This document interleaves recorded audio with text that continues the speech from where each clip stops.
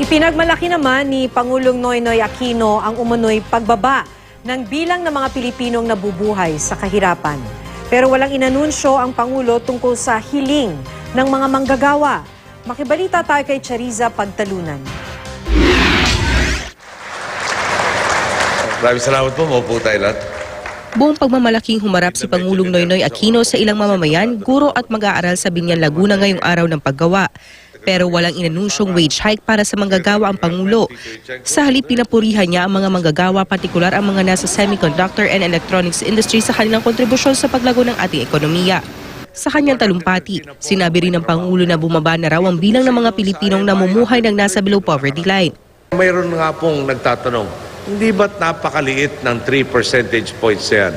Ang sagot po natin, ang katumbas ng 3 percentage points ay higit kumulang nasa 2,500,000 mga Pilipino na naiangat lampas ng poverty line. Patuloy po natin pag-itingin ang pagkalinga at pagkaloob ng serbisyo sa Pilipino. Ang nais natin, masigurong hindi na babalik pa sa dating kalagayan ang ating mga kababayan. Patuloy raw ito na nagbubunga ang mga reforma na ipinapatupad ng kanyang administrasyon. Pero ang sinasabi ni Pinoy na pag-unlad, hindi nararamdaman ng mga ordinaryong Pilipino.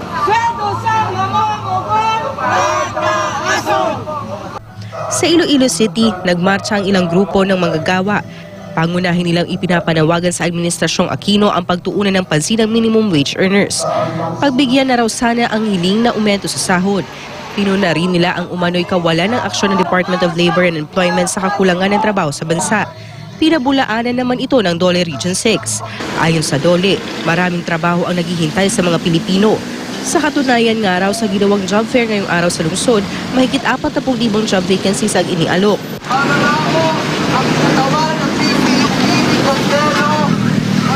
Ang grupong kadamay naman, sa kahabaan ng Commonwealth Avenue nagsagawa ng kilos protesta. Tinutuligsa naman nila ang nakatakdang demolisyon sa lugar. Kapag natuloy daw kasi ito, tinatayang 10,000 tao ang mawawalan ng trabaho, lalo na yung may maliliit na negosyo. Pinaluktot nila yung programa nila. Sa halip na yung original na planong ipapamahagi sa amin, ay ibibigay na nila sa mga investors, kambuhalang investors. Bahagi ang nakatakdang demolisyon ng Controlled Economic Zone Project na sakop ng National Government Center Housing Project. Chariza Pagtalunan, Nagbabalita, Pilipinas.